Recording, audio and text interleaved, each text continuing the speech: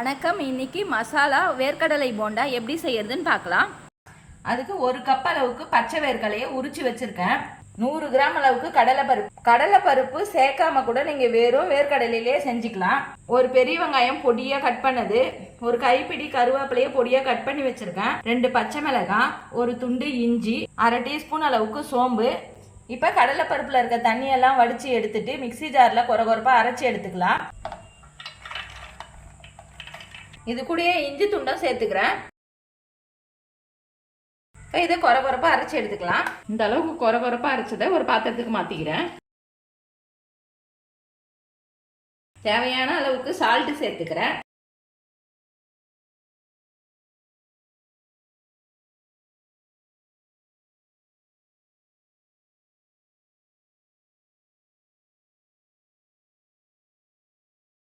இப்ப நல்லா கலந்தாச்சு. இப்ப போண்டா போட்டு எடுத்துக்கலாம்.